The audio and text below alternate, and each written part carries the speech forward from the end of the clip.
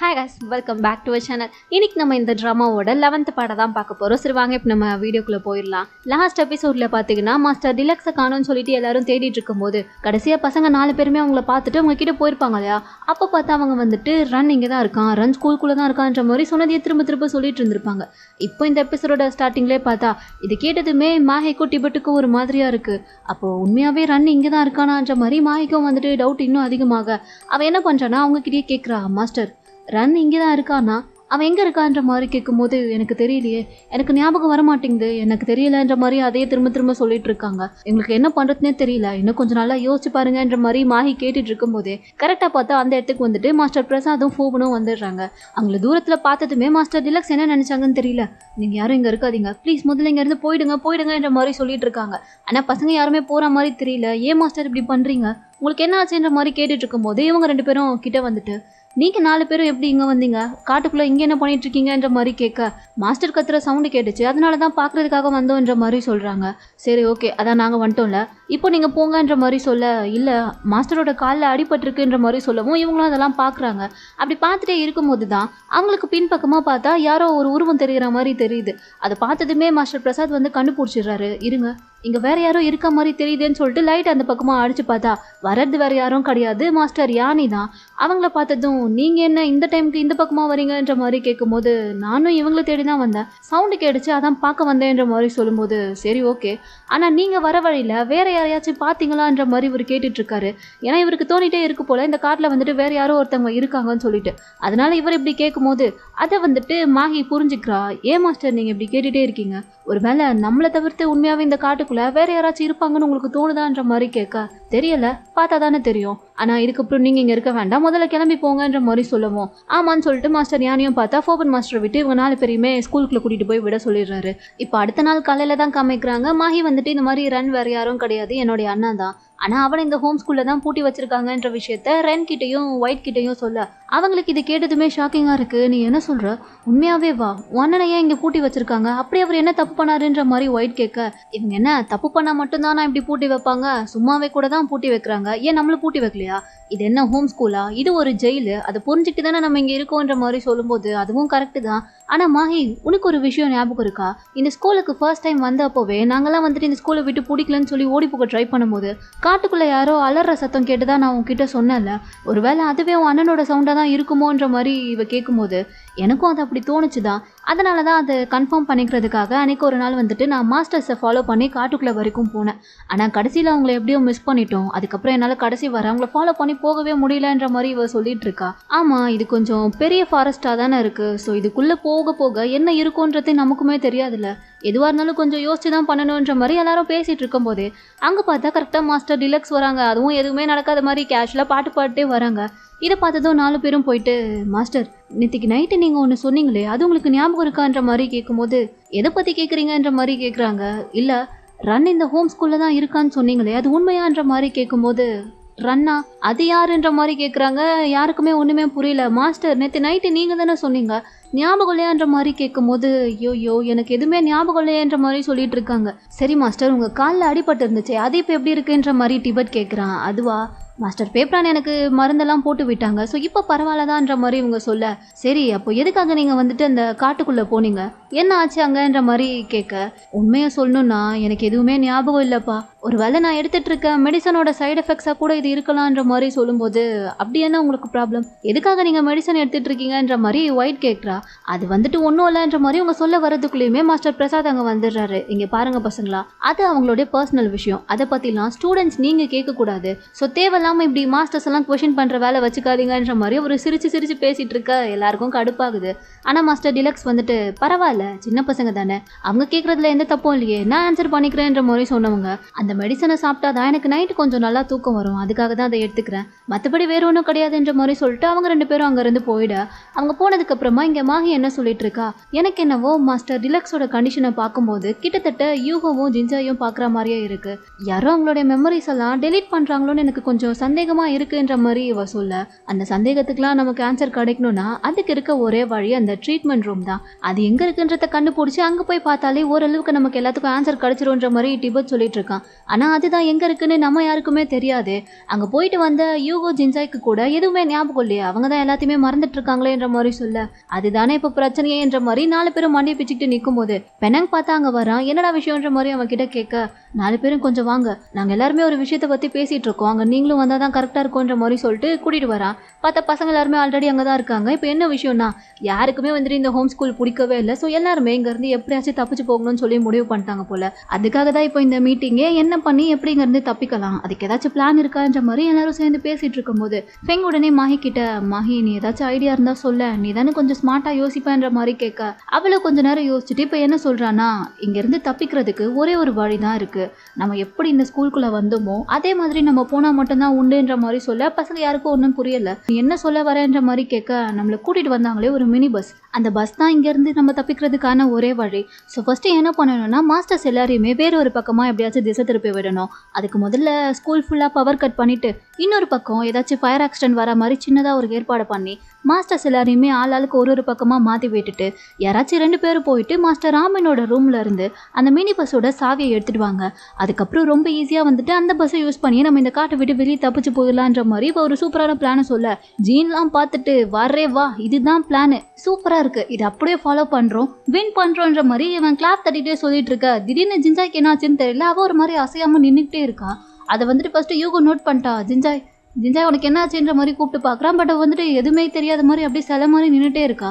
கிட்ட மாஹி வந்துட்டு ஜின்சாய் உனக்கு என்ன ஆச்சுன்ற மாதிரி அவள் கையை பிடிச்சி இழுக்குவோம் தான். அவள் கொஞ்சம் சுயநினைவுக்கே வர, ஆனாலும் வந்துட்டு அப்படியே கத்திக்கிட்டு மயக்கம் போட்டு கீழே விழுந்துடுறா. ஸோ இப்போ அவளை கூட்டிகிட்டு வந்து மெடிக்கல் ரூமில் சேர்த்து வைக்க அவளுக்கு வந்துட்டு மாஸ்டர் பேப்பராக தான் கொஞ்சம் ட்ரீட்மெண்ட்லாம் பார்த்து அவளை நார்மல் ஆக்குறாங்க. மாஹி வந்துட்டு மாஸ்டர் பேப்பரான் கிட்ட அவளுக்கு ஏன் மாஸ்டர் இந்த மாதிரி ஆச்சு, எதுவும் பிரச்சனையான்ற மாதிரி கேட்க சேச்சா பிரச்சனைலாம் எதுவும் இல்லை, அவள் தூங்காமல் இருந்திருக்கான்னு நினைக்கிறேன், அதனால தான் ஸ்ட்ரெஸ்ஸில் இந்த மாதிரி ஆயிருக்கு, மற்றபடி வேறு ஒன்றும் இல்லைன்ற மாதிரி சொல்ல உண்மையாகவே இதுதான் அவள் அப்படி மயக்கம் போட்டு விழுந்ததுக்கு ரீசனா இல்லை வேறு எதுவும் அதுக்கு காரணம் இருக்கா மாஸ்டர்ன்ற மாதிரி கேட்க அது கேட்டதுமே இவங்க பார்த்தா ஒரு மாதிரியாக சிரிக்கிறாங்களே தவிர அதெல்லாம் ஒன்றும் கிடையாது, அவள் ரெஸ்ட் எடுத்தாலே சரியாயிடுவான்ற மாதிரி சொல்லிட்டு அங்கேருந்து போயிடுறாங்க. ஆனால் போகும்போது கூட இவளை பார்த்து ஒரு மாதிரி சிரிச்சுட்டு தான் போகிறாங்க. இப்போ அவங்க போனதுக்கப்புறமா யுகோ வந்துட்டு ஜின்சாய் நீ ஓகேவா, இன்னைக்கு நைட்டு வர நம்ம தப்பிக்கிறதா பிளான் போட்டிருக்கோம், உன்னால் முடியுமான்ற மாதிரி கேட்க என் உயிரே போனாலும் பரவாயில்ல எப்படியாச்சும் இங்கேருந்து நம்ம தப்பிச்சு தான் ஆகணும், அவ்வளோதான், இதுலேருந்து யாரும் மாறாதீங்கன்ற மாதிரி அவளே சொல்லிட. சரி ஓகேன்ற மாதிரி இவங்களுமே பார்த்தா ஃபிக்ஸ் ஆகிடுறாங்க. ஆனால் அப்போ மாஹி என்ன கேட்குறா, ஒரு வேளை அந்த பிளான் சொதப்பிடுச்சுன்னா நீங்கள் என்ன பண்ணுவீங்க, தப்பிக்க முடியாமல் போச்சுன்னா என்ன பண்ணுவீங்கன்ற மாதிரி கேட்கும்போது வேற என்ன இந்த ஹோம் ஸ்கூல்லையே மொத்தமாக கொளுத்தி விட்ற வேண்டியதான்ற மாதிரி யூகோ சொல்கிறான். அடப்பாவி என்னடா இப்படி பேசுகிறான்ற மாதிரி கேட்கும்போது பின்ன 2 வழி தான், ஒன்று நம்ம தப்பிக்கணும் இல்லைனா இந்த ஹோம் ஸ்கூல்லையே மொத்தமாக அழிச்சிடணும், இது 2த்துல ஏதாச்சும் ஒன்று இன்னைக்கு நடந்தே ஆகணுன்ற மாதிரி சொல்ல ஆமான்ற மாதிரி டிபட்டுமே சொல்கிறான். ஏதோ ஒரு முடிவோட தான் இருக்கீங்க போலன்ற மாதிரி சொல்லிட்டு மாஹி பார்த்துட்டு இருக்க. இப்போ கட் பண்ணி அடுத்த சீனில் பார்த்தா மாஸ்டர்ஸ் எல்லாரும் பேசிட்டு இருக்கும்போது திடீர்னு பவர் கட் ஆயிடுச்சு. என்ன பவர் கட்லாம் ஆகுதுன்ற மாதிரி அவங்க ஒன்றும் புரியாமல் பார்த்துட்டு இருக்கும்போது ஃபெங் ஓடி வந்து இந்த மாதிரி ஏதோ ஃபயர் ஆக்சிடென்ட் ஆன மாதிரி இருக்குது மாஸ்டர்ன்ற மாதிரி சொல்ல எங்கன்ற மாதிரி கேட்டுட்டு இவங்களும் வந்து அங்கே பார்த்துட்டு இருக்காங்க. பார்த்தா அங்கே வெளியே ரூமே வந்துட்டு ஒரே புகை மூட்டமாக இருக்குது. எப்படி ஆச்சுன்ற மாதிரி இவங்க பார்த்துட்டு இருக்கும்போது திடீர்னு வியூ ஓடி வந்துட்டு கிச்சனில் தான் மாஸ்டர் ஃபயர் ஆகிருக்குன்ற மாதிரி சொல்ல இல்லை மாஸ்டர் யாரோ வந்துட்டு வெளியே ஃபயர் கொளுத்தி விட்டுருக்கிறத நானும் பார்த்தேன்ற மாதிரி பெனங் சொல்கிறான். உடனே யானை மாஸ்டர் வந்துட்டு மாஸ்டர் பிரசாத் நீங்கள் வெளியே போய் பாருங்கள், நாங்கள் 2 பேரும் போய் கிச்சனில் பார்க்குறோன்ற மாதிரி அவர் அனுப்பி விட்டுட்டு இவங்க கிச்சனுக்கு போயிடுறாங்க. ஆனால் இதெல்லாம் யார் பண்ணிகிட்ருக்கான்னு சொல்லி பார்த்தா டிபட்டு ட்ரென்னு 2 பேரும் சேர்ந்து தான் அவனுக்கு தான் அங்கே வந்துட்டு ஏதோ நெருப்பு கொளுத்தி விட்டுட்டு இருக்கானுங்க. அதுலேயும் டிபட் இப்போ என்ன சொல்லிட்டு இருக்கானா, கண்டிப்பாக இப்போ கொஞ்ச நேரத்தில் மாஸ்டர் வருவாங்க, அவங்க வந்தோடனே நீ இந்த பக்கமாக ஓடிடு நான் இந்த பக்கமாக ஓடிடுறேன் ஓகேவான்ற மாதிரி கேட்க ஏன்டா நானும் உன் கூடவே வரேன்ற மாதிரி ரென் சொல்கிறான். டே 2 பேரும் ஒரே பக்கமாக ஒன்றா அவர் ஈஸியாக வந்து பிடிச்சிட மாட்டாரா, வேறு பக்கம் ஓட்டினா தான் கரெக்டாக இருக்கும்ன்ற மாதிரி பேசிகிட்டு இருக்கும்போது கரெக்டாக மாஸ்டர் பிரசாத் வந்து இவங்க 2 பேரையுமே பார்த்துறாரு. டிபட் ரென் என்ன பண்ணிட்டு இருக்கீங்கன்ற மாதிரி குரல் கொடுக்க டே எடா ஓட்டத்தைன்ற மாதிரி சொல்லிட்டு ஆளுக்கு பிரிஞ்சு ஒரு பக்கமாக ஓடிடுறானுங்க. ஆனால் அவர் வந்துட்டு பிடிக்க கூட ட்ரை பண்ணல, இந்த பசங்களை வச்சுட்டு சுத்தமாக முடியலன்ற மாதிரி அப்படியே அந்த நெருப்பையே பார்த்துட்டு நின்றுட்டு இருக்காரு. அதுக்குள்ளே இந்த பக்கம் மெக்மாக் 2 பேரும் பார்த்தா மாஸ்டர் ராமனோட ரூமில் போயிட்டு அந்த மினி பஸ்ஸோட சாவியமோ எடுத்துகிட்டு வந்துட்டானுங்க போல. அதை விஷயத்த வந்து இங்கே பசங்க கிட்ட சொல்ல அவங்களாம் பார்த்துட்டு எப்படா எடுத்தீங்க கொஞ்சம் கஷ்டமா இல்லையான்ற மாதிரி கேட்க இல்லையே அவர் ரூம்குள்ளே போனால் அவர் இல்லை. சரின்னு சொல்லிட்டு கீழே இருக்க ட்ராயரை திறந்தா மேலேயே சாவி இருந்துச்சு. எடுத்துகிட்டு வந்துட்டோன்ற மாதிரி சொல்ல ஏதோ கொஞ்சம் டவுட்டாக இருக்கே, இவ்வளோ ஈஸியாவாடா சாவியை வச்சுருப்பாங்கன்ற மாதிரி டவுட்டில் பார்த்துட்டு இருக்கும்போது சரி அதெல்லாம் யோசிக்க டைம் இல்லை, எல்லாரும் வந்தாச்சுல வாங்க வாங்க கிளம்பலான்ற மாதிரி சொல்லிட்டு 2 அடி தான் எடுத்து வச்சுருப்பாங்க. அதுக்குள்ளே பார்த்தா முன்னாடி வந்துட்டு கரெக்டாக மாஸ்டர் ராமின் நிற்கிறாரு. அவரை பார்த்ததும் இவர் எப்படா இங்கே வந்தாருன்ற மாதிரி எல்லாரும் பார்த்துட்டு இருக்க. ஹோம் ஸ்கூல் ஸ்டூடெண்ட்ஸ்னு உங்களை சொல்லிக்கிறதுக்கே எனக்கு அசிங்கமாக இருக்குன்ற மாதிரி மாஸ்டர் ராமின் சொல்கிறாரு. ஏன் அப்படி சொல்கிறீங்கன்ற மாதிரி இவங்களாம் கோவத்தில் கேட்கும்போது பின்ன இவ்வளோ கேவலமாக ஒரு பிளான் பண்ணி தப்பிக்க ட்ரை பண்ணியிருக்கீங்க, இவ்வளோ நாளாக இதைத்தான் நீங்கள் இந்த ஹோம் ஸ்கூலில் கற்றுக்கிட்டீங்களா? ஹோம் ஸ்கூல் ஸ்டூடெண்ட்ஸு இவ்வளோ கேவலமாக யோசிக்க மாட்டாங்க, கொஞ்சமாச்சு நீங்கள் ப்ரில்லியண்ட்டாக யோசிக்க வேணாமான்ற மாதிரி அவர் சொல்கிறாரு. நாங்கள் ஏதோ ஒன்று யோசிச்சோம்ல, இதுக்கப்புறம் எங்களுக்கு இந்த ஸ்கூலில் இருக்கிறது பிடிக்கல, விருப்பமும் இல்லை, அதனால நாங்கள் இங்கேருந்து தப்பிச்சு போக போகிறோன்ற மாதிரி சொல்லும்போது நல்லா யோசிச்சு தான் இந்த முடிவை எடுத்திருக்கீங்களான்ற மாதிரி கேட்குறாரு. ஆமாம், எங்களுக்கு இங்கே இருக்க பிடிக்கலன்ற மாதிரி எல்லாருமே ஸ்ட்ரிக்டாக சொல்லிட. சரி ஓகே, அப்போனா நீங்கள் எல்லாருமே உங்கள் வீட்டுக்கு கிளம்பி போங்கன்ற மாதிரி இவரே சொல்லிடுறாரு. இதை கேட்கும்போது இவங்க எல்லாருக்குமே ஷாக்கிங்காக இருக்குது. நீங்கள் சீரியஸாக தான் சொல்கிறீங்களா இல்லை உள்ளே எதுவும் உள்கூத்து இருக்கான்ற மாதிரி கேட்க சீரியஸாக தான், உங்கள் யாருக்குமே இங்கே இருக்க பிடிக்கலனா இதுக்கப்புறம் என்னால் என்ன பண்ண முடியுன்ற மாதிரி கேட்கும்போது அப்போ முதல் வாட்டி நாங்கள் தப்பிச்சு போகும்போதே நீங்கள் ஏன் வந்துட்டு விடாமல் எங்களை பிடிச்சி வச்சிங்க, அப்பயே விட்டுருக்க வேண்டியதானேன்ற மாதிரி கேட்க அதுக்கெலாம் ஒரு காரணம் இருக்குது, அது என்னன்றதை நான் சொல்ல மாட்டேன், நீங்களா கண்டுபிடிச்சிக்கோங்கன்ற மாதிரி சொல்ல எங்களுக்கு அதெல்லாம் கண்டுபிடிக்கணும்னு அவசியம் இல்லை, நாங்கள் இங்கேருந்து போகிறோன்ற மாதிரி சொல்லிட்டு இவங்களாம் போக பார்க்கும்போது வெயிட் பண்ணுங்கள், நீங்களாம் இங்கேருந்து போனீங்கன்னா உங்களுக்கு ரொம்ப கஷ்டமாக இருக்கும், ஸோ நானே மாஸ்டர் ஃபோபன் கிட்ட சொல்லி உங்களெல்லாம் கொண்டு போய் விட சொல்லிட்டேன்ற மாதிரி சொல்ல மாஸ்டர் ஃபோபனும் கரெக்டாக அங்கே வராரு. அதுவும் இல்லாமல் கையில் வந்துட்டு ஸ்டார்டிங்கில் இவங்க எல்லாருமே ஹோம் ஸ்கூலுக்கு கூட்டிகிட்டு வரும்போது ஒரு பிஸ்கெட் மயக்க மருந்து கொடுத்து தானே கூட்டிகிட்டு வந்தாங்க. அதே பிஸ்கெட் வந்துட்டு இப்போவும் பிளேட்டில் எடுத்துகிட்டு வராரு. வாங்க வாங்க எல்லாரும் சீக்கிரமாக வந்துட்டு ஆளுக்கு ஒரு பிஸ்கெட் எடுத்து சாப்பிடுங்கன்ற மாதிரி கொடுக்கும்போது என்ன எங்களை இன்னும் நீங்கள் முட்டாளாவே நினச்சிட்டு இருக்கீங்களா, இதில் மறுபடியும் மயக்க மருந்து தானே கலந்துருக்கீங்க, இதெல்லாம் நாங்கள் சாப்பிட மாட்டோன்ற மாதிரி சொல்ல இது ஹோம் ஸ்கூலோட ரூல்ஸ்ப்பா, உள்ளே வரதா இருந்தாலும் சரி வெளியே போகிறதா இருந்தாலும் சரி உங்களை இப்படி தான் கூட்டிகிட்டு போக முடியும், ஸோ சாப்பிட்டீங்கன்னா நான் கூட்டிகிட்டு போய் விடுவேன்ற மாதிரி சொல்லிடுவோம். ஃபஸ்ட்டு யூகோவோ ஜிஞ்சாவும் வந்துட்டு சரி ஓகே இங்கேருந்து போனால் போதுன்ற மாதிரி சாப்பிட அடுத்த லைனாக எல்லாருமே வந்து சாப்பிட ஆரம்பிச்சிட்டாங்க. கடைசியாக அவங்க 4 பேர் மட்டும் இருக்கும்போது ஒயிட் வந்து மாஹியையும் கூப்பிடுறா. ஆனால் அவள் வரமாட்டேன்னு சொல்லிடுறா. ஏன் நீ இப்படி பண்ணுற, ப்ளீஸ் நீ எங்கள் கூடயே வந்துருன்ற மாதிரி கூப்பிடும்போது நீங்களாம் போனால் உங்களுக்கு ஒரு ஃபேமிலி இருக்குது அதனால் நீங்கள் போகிறீங்க, பட் எனக்கு தான் யாருமே இல்லையே, ஸோ நான் இங்கே இருந்துக்கிறேன் பரவாயில்லன்ற மாதிரி சொல்லும்போது ஐயோ நீ வேணா என் கூட என் வீட்டுக்கு வந்துரு, நம்ம 2 பேரும் ஒன்றாவே இருக்கலான்ற மாதிரி ஒயிட் கூப்பிடுறா. ஒயிட் நான் இங்கே இருந்து தான் ஆகணுன்றது உனக்கு நல்லாவே தெரியும்லன்ற மாதிரி இவ சொல்ல அப்புறம் தான் இவளுக்கு புரிய வருது. சரி ஓகே எதுக்கும் பார்த்து இரு ஓகேவான்ற மாதிரி சொல்லிட்டு இவங்களுமே கிளம்பிடுறாங்க. இப்போ எல்லாரும் போனதுக்கு அப்புறமா மாஹி மட்டும்தான் இருக்கா. அவளை பார்த்துட்டு மாஸ்டர் ராமின் வந்துட்டு அட்லீஸ்ட் நீயாச்சும் இங்கே இருக்கே அது வரைக்கும் சந்தோஷம்ன்ற மாதிரி சொல்லிட்டு அவர் பாட்டுக்கு போயிட. இப்போ இந்த பக்கம் ரன்னை தான் காமிக்கிறாங்க. வழக்கம் போல் மாஸ்டர் ராமின் வந்துட்டு அவனுக்கு ஃபுட்டெல்லாம் கொண்டு வந்து வச்சுட்டு இன்னைக்கு ஸ்கூலில் என்ன நடந்துச்சு தெரியுமா ரன், இந்த Gen 6 பசங்க எல்லாருமே ஸ்கூலை விட்டு தப்பிச்சு போகணும்னு சொல்லி முடிவு பண்ணிட்டாங்க, அதனால நானே கொஞ்சம் மனசு இறங்கி அவங்க எல்லாரையுமே வீட்டுக்கு அனுப்பி வச்சுட்டேன்ற மாதிரி சொல்ல இவன் அதை கேட்டதுமே ஏன் நீங்கள் அப்படி பண்ணீங்கன்ற மாதிரி கேட்குறான். பின்ன வேற என்ன பண்ண முடியும், அவங்க எல்லாருமே அதைத்தானே ஆசைப்பட்டாங்கன்ற மாதிரி கேட்க ஆனால் இப்போ அவங்க எல்லாருமே வீட்டுக்கு போனால் கண்டிப்பாக அவங்க எல்லாம் ரொம்ப கஷ்டப்படுவாங்களே, அதை பற்றி நீங்கள் எதுவுமே அவங்க கிட்ட பேசவே இல்லையான்ற மாதிரி கேட்கும்போது இல்லை இதுவுமே அவங்களுக்கு ஒரு பாடம் தானே, ஸோ அவங்களாம் கற்றுக்கிட்டு வரட்டும் தான் நான் அப்படியே அனுப்பி வச்சுட்டேன்ற மாதிரி சொல்ல என்ன நடந்திருந்தாலும் நீங்கள் அட்லீஸ்ட் அவங்க கிட்ட உண்மையை சொல்லியிருந்தா அவங்களுக்கு கொஞ்சம் கஷ்டமாச்சும் இல்லாமல் போயிருக்கோம்லன்ற மாதிரி சொல்லிட்டு இருக்கான். ஆனால் அதுக்கு மாஸ்டர் ராமின் என்ன சொல்கிறாருன்னா அவங்கெல்லாம் இங்கேருந்து போனாதான் தன்னோட ஃபேமிலியை நம்மளை ஹர்ட் பண்ணால் அது எவ்வளோ வலிக்கும்ன்றத அவங்க புரிஞ்சுப்பாங்க, அப்போ தான் அவங்களுக்கு இந்த ஹோம் ஸ்கூலோட அருமை புரியும். ஆனால் எனக்கு இப்போது என்ன யோசனைனா எல்லாருமே இங்கே இருக்கிறது பிடிக்கலன்னு சொல்லிட்டு கிளம்பி போன அப்புறம் கூட ஒரே ஒரு ஸ்டூடெண்ட் மட்டும் நான் ஹோம் ஸ்கூல்லே இருந்துக்கிறேன்ற மாதிரி சொல்லிட்டு இங்கே இருக்கா, அதுக்கான காரணம் தான் என்னால் என்னன்றதை கண்டுபிடிக்கவே முடியலன்ற மாதிரி சொல்லிட்டு இவர் பாட்டுக்கு அங்கேருந்து கிளம்பி போயிட. அதை கேட்டதுமே ரனுக்கு நல்லா புரிஞ்சு போச்சு அந்த ஒரு ஸ்டூடெண்ட் வேறு யாரும் கிடையாது நம்மளுடைய தங்கச்சி மாஹி தான் சொல்லிட்டு. ஸோ அவன் பயங்கரமாக அழுதுட்டு இருக்கான். நான் தான் அப்போவே சொன்னேன்ல ரென் ஹோம் ஸ்கூலுக்கு என்ன ஆனாலும் வராதுன்னு சொன்னேன், நீ ஏன் வந்தேன்ற மாதிரி இவன் இங்கே உட்காந்து ஃபீல் பண்ணிட்டு இருக்க. இப்போ கட் பண்ணி அப்படி அடுத்த நாள் காலையில் தான் காமிக்கிறாங்க. ஒரு வழியாக மாஸ்டர் ஃபோபன் வந்துட்டு பசங்க எல்லாரையுமே கூட்டிகிட்டு வந்துட்டார் போல். ஸோ எல்லாருமே மயக்கத்தில் தானே இருப்பாங்க, அதனால எழுப்பி விட்டு எல்லாருமே வந்து சேர வேண்டிய இடத்துக்கு வந்துட்டீங்க, இதுக்கப்புறம் இங்கேருந்து நீங்கள் உங்கள் வீட்டுக்கு போகலாம். ஆனால் ஒரு விஷயத்தை மட்டும் ஞாபகம் வச்சுக்கோங்க, உங்களுக்காக ஹோம் ஸ்கூல் பஸ்ஸு இங்கேயே தான் இருக்கும், நீங்கள் வரணுன்னா தாராளமாக வரலான்ற மாதிரி சொல்லி தான் அனுப்பி விடுறாரு. இங்கெல்லாம் யாரடா திரும்பி வருவான்ற மாதிரி சொல்லிட்டு பசங்களாம் கானில் எழுந்து போயிட. இன்னொரு பக்கம் வந்துட்டு இப்போ ஹோம் ஸ்கூல்லே தான் காமிக்கிறாங்க. மாஹி மட்டும்தானே அங்கே தனியாக இருக்கா. ஸோ அது மாதிரி ஃபீல் பண்ணிட்டு தனியாக உட்காந்து சாப்பிட்டுட்டு இருக்கும்போது மாஸ்டர் பிரசாத் அங்கே வந்துட்டு நான் அவங்க கூட உட்காந்து சாப்பிடலாமா மாஹின்ற மாதிரி கேட்குறாரு.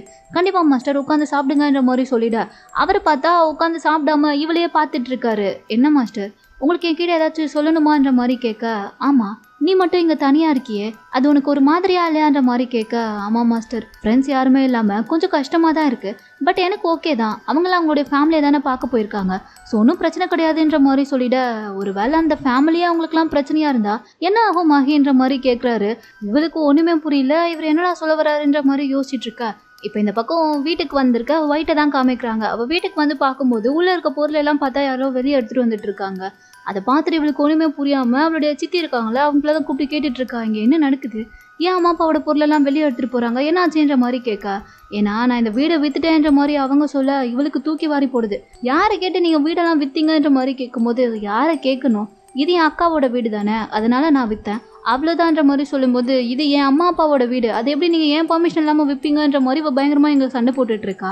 அதே மாதிரி அடுத்து இன்னொரு பக்கம் பார்த்தா மெக்கு மார்க் 2 பேரும் வீட்டுக்கு வந்து பார்க்கும்போது அவங்க அப்பா பார்த்தா வேற ஏதோ ஒரு பொண்ணு கூட உட்காந்துட்டு இருக்காரு. இவனுங்க பார்த்துட்டு, அப்பா இங்கே என்ன நடக்குதுன்ற மாதிரி கேட்க, நீங்கள் எப்படிடா இங்கே வந்தீங்கன்ற மாதிரி கேட்டுட்டு இருக்காரு. நாங்கள் வந்ததெல்லாம் இருக்கட்டும், நீங்கள் இங்கே என்ன பண்ணிட்டு இருக்கீங்க, அம்மா எங்கன்ற மாதிரி இங்கே கேட்க, இன்னொரு பக்கம் வந்துட்டு பெனங்கும் வீட்டுக்கு வந்துட்டு இருப்பான் போல. ஸோ அவன்கிட்ட அவங்க அம்மா வந்துட்டு, நீ ஏன்பா ஹோம் ஸ்கூல்லேருந்து இங்கே வந்தேன்ற மாதிரி கேட்குறாங்க. ஏன்னா பெனக்கு ஹோம் ஸ்கூல் பிடிக்கலாமா, அதனால தான் வீட்டுக்கு வந்துட்டேன், எனக்கு உங்கள் கூட இருக்கிறது தான் பிடிச்சிருக்குன்ற மாதிரி சொல்ல, அண்ணா நீ அங்கேருந்து வந்திருக்க கூடாது பெனங்க, ரொம்ப தப்பு பண்ணிட்டேன்ற மாதிரி சொல்கிறாங்க. இது கேட்டதுமே பெனக்கு ஒரு மாதிரி கஷ்டமாயிருது. அப்படியே இந்த பக்கம் ஸ்கூலில் வந்துட்டு மாஹியும் மாஸ்டர் பிரசாதும் பேசிகிட்டு இருக்கிறது தான் காமிக்கிறாங்க. அப்போ ஒன்றுமே புரியாமல், நீங்கள் என்ன மாஸ்டர் சொல்ல வரீங்கன்ற மாதிரி கேட்கும்போது, ஏன் மாஹி உனக்கு இன்னுமா புரியல, அவங்க எல்லாரையும் வீட்டுக்கு அனுப்பி வச்சதே இந்த ஹோம் ஸ்கூலோட பிளான்ல ஒரு பார்ட்டு தான்ற மாதிரி சொல்ல அவளுக்கு செம்ம காண்டாகுது. அப்படி மாஸ்டர்ஸ் எல்லாரும் சேர்ந்து என்னதான் பிளான் பண்ணியிருக்கீங்கன்ற மாதிரி கேட்க, பிளான் நாங்கள் பண்ணலம்மா, அவங்களுடைய ஃபேமிலிஸ் தான் பண்ணியிருக்காங்கன்ற மாதிரி சொல்லிட்டு, நீ நல்லா சாப்பிடுமான்ற மாதிரி இவர் பாட்டுக்கு அங்கேருந்து போயிட. இவள் ஒன்றுமே புரியாமல் தலைவலியில் உட்காந்துட்டு இருக்கா. அப்படி இந்த பக்கம் மெக்கு மாக்கியும் தான் காமிக்கிறாங்க. என்ன ஆச்சு, முதல்ல அம்மா எங்கன்ற மாதிரி இவனுங்க கேட்டுட்டு இருக்கும்போது, அவள் தான் என்கிட்ட இருந்து டிவோர்ஸ் வாங்கிட்டு இன்னொரு ஹஸ்பண்ட் கூட போயிட்டாலேன்ற மாதிரி அவர் சொல்கிறாரு. என்னப்பா அப்போ அவங்களும் போயிட்டாங்கடா, நாங்கள் 2 பேரும் எங்கே நடுத்தருவில் நிற்கிறதான்ற மாதிரி கேட்க, அதுதான்டா நான் பண்ண பெரிய தப்பே. உன் அம்மா டிவோர்ஸ் வாங்கும்போதே தெளிவாக பசங்க 2 பேரும் ஏன் பொறுப்பு இல்லைன்னு சொல்லி கையெழுத்து வாங்கிட்டு தான் டிவோர்ஸே வாங்கினா. அதனால தான் இப்போ உங்கள் 2 பேரையும் பார்த்துக்க வேண்டிய தலைவலி என்கிட்ட வந்து விடிஞ்சிருக்கு.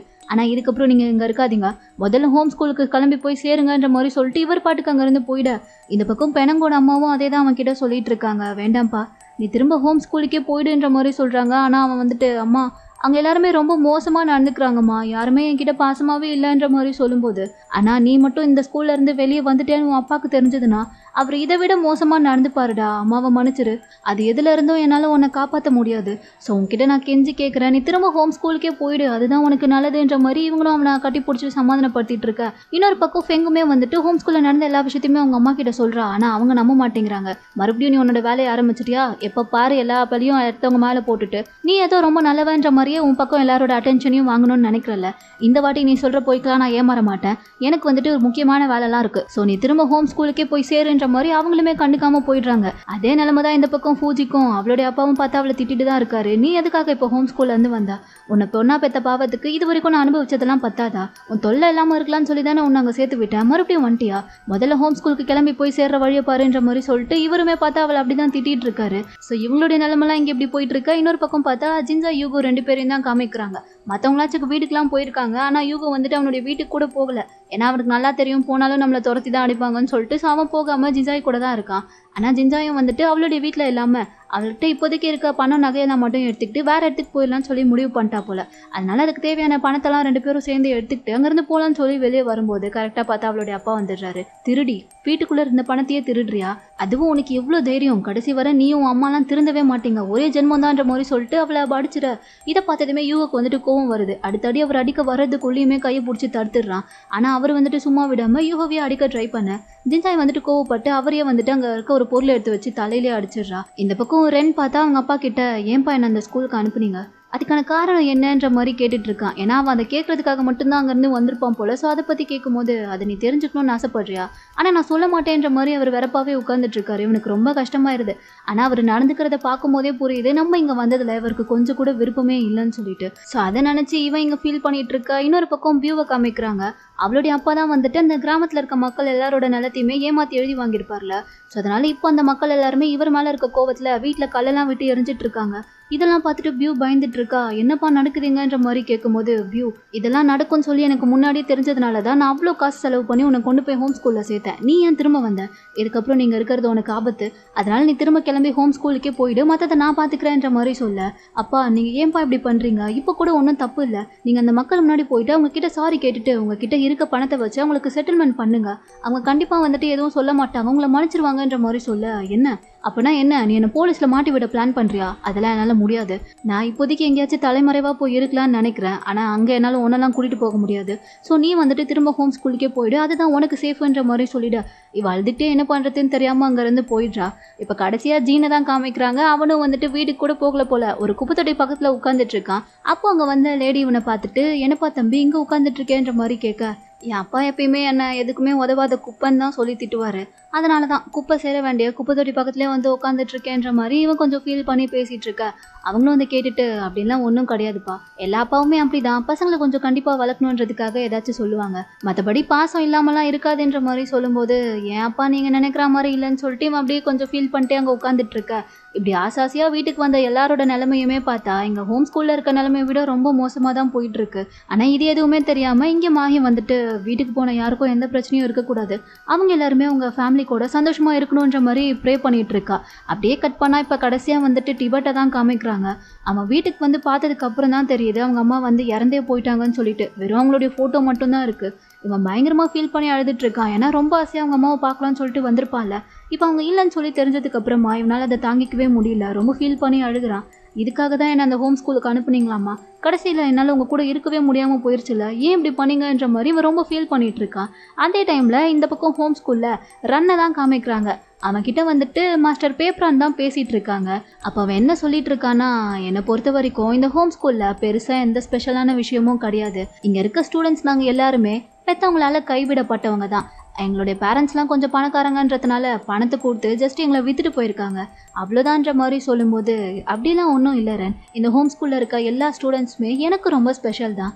நான் அவங்க எல்லாரையுமே ரொம்ப நேசிக்கிறேன்ற மாதிரி சொல்லும்போது, உண்மையாவா மாஸ்டர்?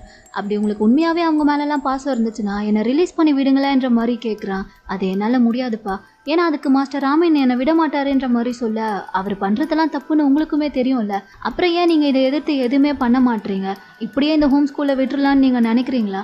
இந்த ஹோம் ஸ்கூலில் எப்பயுமே வீடு வீடுன்னு சொல்லுவீங்களே, ஆனால் இது வீடே கிடையாது. இந்த பணக்காரங்கள்லாம் தன்னோட பசங்களை காசு கொடுத்து விற்றுட்டு போகிற ஒரு இடமா தான் இந்த ஹோம் ஸ்கூல் இருக்குன்ற மாதிரி சொல்ல, ரன் உனக்கே நல்லா தெரியும் மாஸ்டர் ராமன் இது எதையுமே பணத்துக்காக பண்ணலை. அவர் எப்பயுமே இந்த ஹோம் ஸ்கூல் ஸ்டூடெண்ட்ஸ்க்கு நல்லது பண்ண தான் நினைக்கிறாருன்ற மாதிரி சொல்லும்போது, இல்லை அவர் பண்ணணும்னு நினைக்கிறது ரொம்ப பெரிய தப்பு, அதை பண்ண விடக்கூடாது. நீங்கள் கொடுத்த மெடிசன் எனக்கு இதுக்கப்புறமும் ஒர்க் ஆகாது மாஸ்டர்ன்ற மாதிரி சொல்லும்போது, ஆனால் அது மற்றவங்களுக்கு ஒர்க் ஆகுதே ரன். அது மட்டும் இல்லாமல் மாஸ்டர் ராமன் அவருடைய அடுத்த ஸ்டெப்புக்கான வேலையை பார்க்க ஆரம்பிச்சிட்டாருன்ற மாதிரி சொல்ல, அப்போ அதை தடுத்து நிறுத்த ட்ரை பண்ணுங்க மாஸ்டர்ன்ற மாதிரி இவன் சொல்கிறான். ரொம்ப லேட்டு. அவர் அதுக்கான வேலையை பார்க்க ஆரம்பித்தது மட்டும் இல்லாமல் அவருடைய நெக்ஸ்ட் மிஷனுக்கு யார் சார்ஜாக இருக்கணுன்றது கூட அவர் முடிவு பண்ணிட்டாருன்ற மாதிரி சொல்லும்போது, இவனுக்கு அதை கேட்டதுமே பயங்கரமாக ஷாக் ஆகுது. யார் அது? மாஹியான்ற மாதிரி கேட்க, இல்லை அது மாஹி கிடையாது, ஆனால் வேற ஒருத்தர்ன்ற மாதிரி அவங்க சொல்லிட்டு இருக்காங்க. அப்படியே கட் பண்ணி இந்த பக்கம் இப்போ டிபெட்டை தான் காமிக்கிறாங்க. ஸோ மாஸ்டர் ராமன் சூஸ் பண்ணியிருக்கிறது வேற யாரும் கிடையாது, டிபெட்டை தான் போல. அதுக்கேற்ற மாதிரியே இப்போ டிபெட்டோட வீட்டுக்கு மாஸ்டர் ராமன் வராரு. அவங்க அம்மாவை நினச்சி ஃபீல் பண்ணிட்டு இருக்கிறதெல்லாம் பார்த்துட்டு இவர் வந்துட்டு அவனை சமாதானப்படுத்திட்டு, இதுக்கப்புறம் உனக்கு இருக்கிறது ஹோம் ஸ்கூல் தான்ப்பா, ஏன்னா நீ எதை நினச்சும் கவலைப்பட வேண்டாம். உங்கள் அம்மாவுக்கு நான் ப்ராமிஸ் பண்ணி கொடுத்துருக்கேன், உன்னை கடைசி வரைக்கும் நான் நல்லா பார்த்துப்பேன்னு. உனக்கு நான் பிளட் ரிலேஷன்லாம் கிடையாது தான், ஆனால் அதையும் தாண்டி மாஸ்டர் ஃபுட் என்னோட ஃப்ரெண்டு, அவருடைய பையனான உன்னை நான் பத்திரமா பார்த்துக்க மாட்டேன்னா டிபெட்டுன்ற மாதிரி இவர் கேட்க, இவனுக்கு தூக்கி வாரி போடுது. எது? ஏன் அப்பா மாஸ்டரா? அப்போனா அவர் ஹோம் ஸ்கூலில் மாஸ்டராக வேலை பார்த்துருக்காரான்ற மாதிரி கேட்க, இவரும் ஆமான்னு சொல்ல இப்போதான் இவனுக்கே இந்த விஷயம் தெரிய வருது போல். ஸோ இதை கேட்டதும் டிபெட் பயங்கரமாக ஷாக் ஆகி நிற்கிறதோட இந்த ட்ராமாவோட 11th பார்ட் இங்கே முடியுது. இதுக்கப்புறம் அடுத்து இன்னும் என்னெல்லாம் நடக்க போகுதுன்றதை நம்ம நெக்ஸ்ட் பார்ட்டில் பார்த்துடலாம். இந்த வீடியோ உங்களுக்கு பிடிச்சிருந்தா லைக் பண்ணுங்கள், மறக்காமல் நம்ம சேனலுக்கு சப்ஸ்கிரைப் பண்ணுங்கள்.